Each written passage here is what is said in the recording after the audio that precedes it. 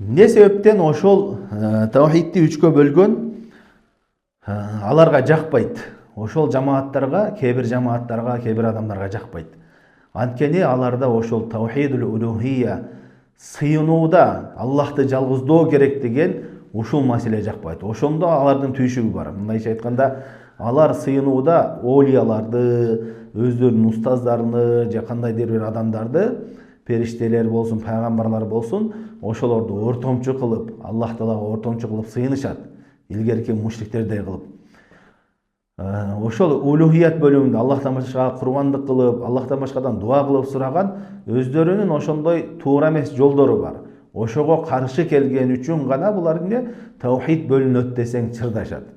Таухидул улухияны, жалгыз Аллахка сыйынуу керек деген нерсени булар эскергиси келбейт ошол нерсени. Адамдарды ошо рубубиятка чакыра бер. Рубубият Аллах гана жалгыз жаратуучу, Аллах гана аламдарды башкаруучу, Аллах Тааланын улуктугу жөнүндө эскерип, ошол нерсени эскерип, адамдарды ошого даават кылып жүрө берели дейт. Жалгыз Аллахка сыйынгыла деген нерсени эскергиси келбейт.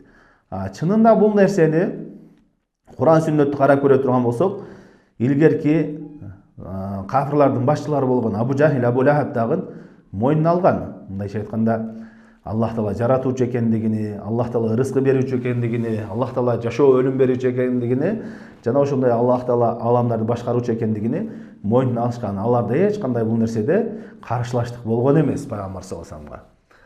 Ошого карабастан алар эмне кафир болушту. Эмне себептен? Анткени алар сыйынууда Аллах Таалага башка бирөөнү шерик кылышкан үчүн. Биз деле ошо Аллах жаратат деп айтабыз, Аллах Таала рызкы берет деп айтабыз. Бирок эмне? Биз сыйынганда гана биз күнөөкөрбүз, өзүбүз түздөн түз Аллахка сыйына албайбыз. Ошон үчүн ортомчу кылып сыйынып атабыз Аллах Таала менен, өзүбүздүн ортобузга олияларды, салихлерди ортомчу кылып сыйынып атабыз. Ошолор биздин дуабызды Аллах Таала батыраак жеткирет, батыраак көтөрөт, бизди кыяматта шафаат кылат деп, ушул нерсе үчүн гана сыйынып атабыз деп, алардын каршы чыккан жери ушул жерде болгон. Таухиддин ушул бөлүгүндө Пайгамбарыбыз саллаллаху алейхи вассаламга ушул жеринде каршы чыккан. Ошол себептүү алар мушрик, кафир болду. Аллах Таала Куранда алар жөнүндө айтат: "Ва ла ин сальтахум ман халакас самавати вал арда ла якулунна Аллах." Эгерде алардан жер асманды ким жаратты деп айтсаң, Аллах Таала деп айтышат дейт. Демек, мушриктер бул жөнүндө эч кандай проблемасы болгон эмес. Демек, бул жерден чоң пайда эки пайда. Биринчиден, Аллах жаратат деп коюп эле, Аллах Таала жаратуучу деп танып коюп эле, бул өзү жетиштүү эмес. Сөзсүз түрдө Аллах Тааланы сыйынууда дагы, ибадатта да жалгыздаш керек. Анткени мушриктер айттык, пайгамбарыбыз кезинде кафирлар Аллах Тааланын мойнуна алышкан, таанышкан, бирок Аллах Таалага сыйынууда ширк кылган үчүн алар кафир болушту. Жана ошондой эле экинчи пайда, ла илаха иллаллахтын маанисин түшүнөбүз. Ла илаха иллаллах мааниси эмне экен? Аллахтан башка жоктон бар кылуучу жок, Аллахтан башка жаратуучу жок деген маани эмес. Аллахтан башка сыйынууга татыктуу, чыныгы татыктуу зат жок деген маани экендигин түшүнөбүз. Анткени Пайгамбарыбыз саллаллаху алейхи вассалам мушриктерден бир сөз талап кылды. Ушу бир эле сөз айткыла, ийгиликке жетесиңер дегенде, алар айтышты: "Кана айтчы, кайсы сөз?" дегенде, "Кулу ла илаха иллаллах туфлихун."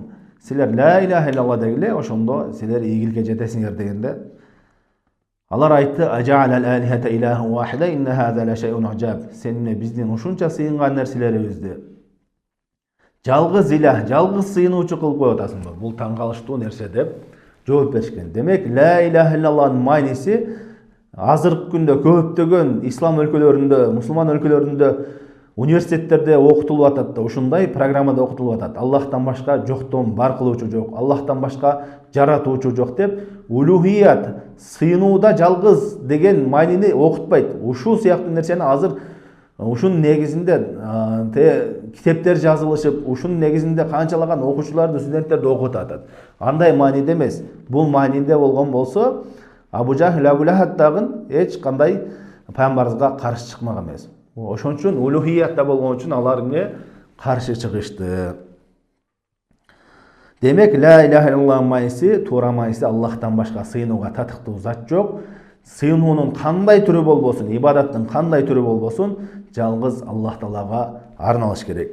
Эми бул жөнүндө көптөгөн аяттар келген. Аллах Таала Куранда айтат: "Ва қада раббука алла та'буду илля ия." Раббыңар силерге буйрук кылды, жалгыз анын өзүнө гана сыйынууңарды дейт.